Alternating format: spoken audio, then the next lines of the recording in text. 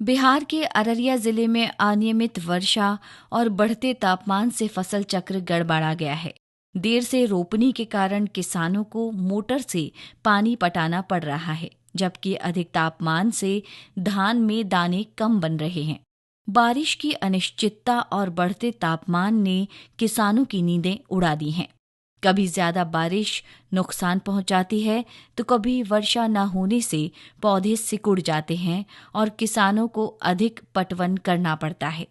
फारबिसगंज प्रखंड स्थित औराही पश्चिम के किसान पिनाकी रंजन बताते हैं कि पहले की तुलना में उत्पादन आधे से भी कम रह गया है, जिससे किसानों की आजीविका पर संकट गहराता जा रहा है। अचानक बरसात आ गया तो उसमें पानी लग जाता है खेत में, जिसके चलते हम लोग का लेट से रुपाई कोड़ाई होता है, जिसके चलते कि खेती लेट 15 रोज का मार्जिन हो जाता है, मुझे 15 रोज बाद हम लोग का लगता है खेती। उसके चलते जो उपज कमी हो जाता है, उपज में उपज अधिक नहीं हो पाता है और लागत अधिक होता है। उर्वरा शक्ति भी जो है ना कुछ कम हुआ है। हम लोग जो अनुभव करते हैं तो उसमें जो है कि कुछ मिट्टी का भी ये है कि उर्वरा शक्ति उसका कम हुआ है, जिसके चलते उपज में कमी आ रहा है। अच्छा, और बेमौसम बारिश, और बारिश की जब जरूरत है तब बारिश नहीं होती। देखिए, बेमौसम बारिश हो जाता है। जब बारिश का जरूरी है कि पटवन होगा तभी नहीं होता है। जब हम लोग फसल लगाने के लिए ये होते हैं तब बारिश हो जाता है। आखिर इस पर लगे हुए हैं, खेती पर ही निर्भर हैं, तो क्या करेंगे। हम लोग का मन में गुस्सा आता आगे छोड़ दें, कोई दूसरा रोजगार करें, लेकिन नहीं है कोई रोजगार तो हम लोग यही खेती पे धरे हुए हैं। बिहार सरकार के आपदा प्रबंधन विभाग के आंकड़ों के मुताबिक 2024 में राज्य के 27 जिलों में बाढ़ से कुल 2,29,000 हेक्टेयर फसलें तबाह हुई, जिससे 3,062 करोड़ रुपए का नुकसान हुआ। सिर्फ अररिया जिले में 200 हेक्टेयर फसलें और 42.33 लाख रुपए का नुकसान दर्ज किया गया। धान की खेती में पानी और मेहनत ज्यादा लगती है। मोहम्मद हारिस बताते हैं कि 15-20 साल पहले समय पर बारिश से अच्छी उपज और मुनाफा होता था, लेकिन अब जलवायु परिवर्तन के कारण पानी की कमी और अनियमित वर्षा ने पारंपरिक धान की खेती करना और मुश्किल कर दिया है। टाइम पर पानी होता था, फिर टाइम पर खेती लगता था जी, और सुविधा था। तो मतलब है कि अब खेती करना पहले से बहुत मुश्किल है। बहुत की। अच्छा, गर्मी जब ज्यादा हो जाता है, बीच में देखिए गर्मी बहुत ज्यादा, हाँ, उसका असर कैसे देखते हैं आप लोग? गर्मी का असर देखते हैं इस तरह कि जो फसल लगाते हैं वो दबने लगता है ना, जमीन सूख जाता है। हाँ, फसल को नमी नहीं मिलता है, उससे फसल खराब होने लगता है। ये जो बदलाव है इधर कितना दिन से, आप लोग कितना साल से देख रहे हैं? बदलाव तो देख रहे हैं, यही 10-12 साल से ज्यादा बदलाव है। मखाना को जलवायु परिवर्तन के प्रति अपेक्षाकृत लचीला माना जाता है, क्योंकि इसे तालाबों और स्थिर जल स्रोतों में उगाया जाता है। हालांकि पिछले कुछ सालों में अनियमित मॉनसून और लंबी गर्मी ने तालाबों का संतुलन बिगाड़ दिया है। फारबिसगंज प्रखंड की बोकड़ा पंचायत वार्ड 1 निवासी तौहीद आलम 30 साल से मखाना की खेती कर रहे हैं। उनका कहना है कि पिछले 10 सालों में जलवायु परिवर्तन और बेमौसम बारिश से उत्पादन घटा है, जबकि खर्च बढ़ गया है, जिससे बाजार में सही दाम नहीं मिल पा रहा। महंगाई के बावजूद मखाने के भाव में गिरावट है। अभी के टाइम में ये जुलाई महीना चल रहा है और अभी भी बारिश नहीं हो पा रही है, जिसके वजह से अभी भी पानी पटाना पड़ रहा है। इसके वजह से अभी परेशानी हो रही है और मौसम के वजह से खेती पर भी असर पड़ रहा है। जो खेती पहले हम लोग जितना इल्ड उपजाते थे वो अभी नहीं हो पा रहा है, उसका आधा आधी हो गया। जैसे उदाहरण के तौर पे जैसे पहले हम लोग मैक्सिमम, जैसे हम लोगों के यहाँ 42 डिसमिल का बीघा है और उस हिसाब से 4 कुंटल का बीघा हम लोग पहले उपजा लेते, आसानी से 4 कुंटल 5 कुंटल का। अभी जो है वही 1.5 से 2 कुंटल 2.5 कुंटल से ज़्यादा उपज नहीं हो पा रहा है, जिसके हम लोग मेहनत उससे ज़्यादा करना पड़ रहा है, लेकिन इसके बावजूद पैदावार जो है बहुत घटा हुआ है। किसान रामनारायण विश्वास बताते हैं कि जलवायु परिवर्तन से खेती काफी प्रभावित हुई है। पशुपालन घटने से प्राकृतिक खाद की उपलब्धता कम हुई है और किसान काफी हद तक रासायनिक खाद पर निर्भर हो गए हैं। इसका बुरा असर जमीन की गुणवत्ता और लोगों की सेहत पर पड़ रहा है। जो समय पर जिस मौसम की ज़रूरत है वो जो नहीं होना वो अभी है, पहले ऐसी हालात नहीं थी।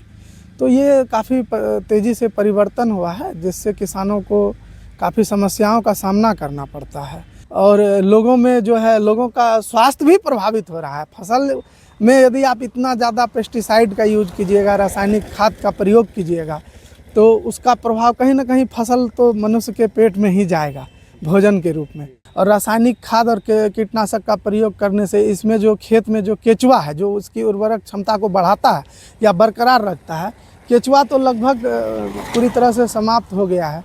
कुछ किसान वर्मी कंपोस्ट बनाते भी हैं तो केचुआ खरीद कर लाना पड़ता है। जो नेचुरल केचुआ पहले ज़माने में खेतों में हुआ करता था वो अब उपलब्ध नहीं है। अररिया कृषि विज्ञान केंद्र के वैज्ञानिक डॉक्टर विनोद कुमार ने बताया कि बाढ़, सुखाड़, प्रदूषण और अनियंत्रित कीटनाशक छिड़काव जैसे कारणों से जलवायु परिवर्तन का असर खेती पर देखा जा रहा है।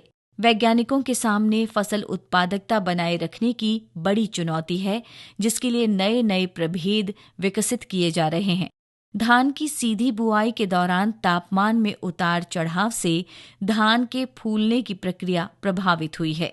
ज्यादा गर्मी में धान अचानक फूट सकता है, इसलिए किसानों को सतर्क रहकर दवा का छिड़काव करना चाहिए। देख रहे हैं कि कभी बाढ़ आ जाता है, कभी सुखाड़ आ जाता है, कभी ज़्यादा वर्षा हो रही है। अररिया के क्षेत्र में भी देखते हैं तो इस बार क्या हो गया कि लगभग 33% 34% के आसपास वर्षा में डिफिसिट है, कमी आई है और कभी एक ही बार वर्षा का हो जाना है। तो ये प्रमुख समस्याएं हैं, लेकिन इसके साथ साथ वैज्ञानिक के सामने भी चुनौती है और वैज्ञानिक समाधान भी है।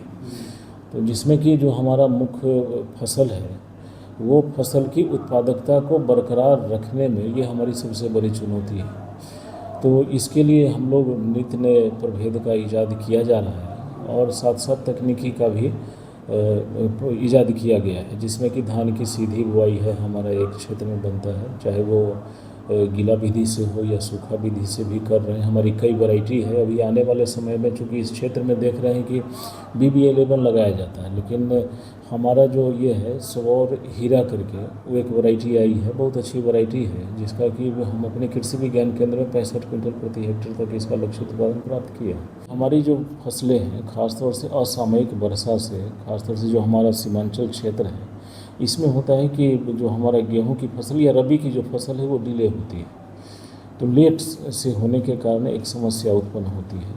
तो इसलिए अब तो मक्का हम लोग यहाँ पे लगा रहे हैं। मक्का का ये है जो कि नवंबर दिसंबर से लगाना शुरू करते हैं लोग। और एक वैरायटी और आई है हमारी सरसों का, वो भी एक अच्छी वैरायटी है, तो राजेंद्र शुक्लम करके बहुत अच्छा परफॉर्मेंस दिया है। तो कुल मिलाकर के ये कहें कि जलवायु परिवर्तन के कारण चुनौती तो है, लेकिन इसके लिए वैज्ञानिक समाधान भी है हमारे पास, जिसके साथ हम लोग चल सकते हैं और इस चुनौती को पार पा सकते हैं। काशीपुर निवासी आफाक आलम का मानना है कि जलवायु परिवर्तन के कारण खेतों में पक्षियों की संख्या घट गई है, जिससे कीड़े बढ़ गए हैं और कीटनाशक का इस्तेमाल ज्यादा करना पड़ रहा है। यही कारण है कि मिट्टी को उपजाऊ बनाने वाले केंचुए भी धीरे धीरे खत्म हो रहे हैं, जो खेती के लिए बहुत उपयोगी होते हैं। कीड़ा ज़्यादा हो गया है वो चिड़िया के वजह से। ये गोरैया जो है, गोरैया यहाँ से ख़त्म हो गया, जिसके वजह से कीटनाशक ज़्यादा इस्तेमाल होता है कि वो गोरैया के वजह से अभी ज़्यादा कीड़ा होता है खेत में। चिड़िया सब खत्म हो गया, उसकी वजह से कीड़ा खत्म हो गया। वो कीड़ा को खाता नहीं है, जिसके वजह से कीटनाशक ज़्यादा देना पड़ता है। कीटनाशक देने का कारण उसमें जो है खेत में जो वो ये होता था, चाली होता था, वो चाली भी खत्म हो गया। कृषि वैज्ञानिक डॉक्टर विनोद मानते हैं कि खेतों में पक्षी और मधुमक्खियों की संख्या घटी है। मोबाइल टावरों की तरंगें और कीटनाशकों का अत्यधिक प्रयोग इन जीवों के लिए नुकसानदायक साबित हो रहे हैं।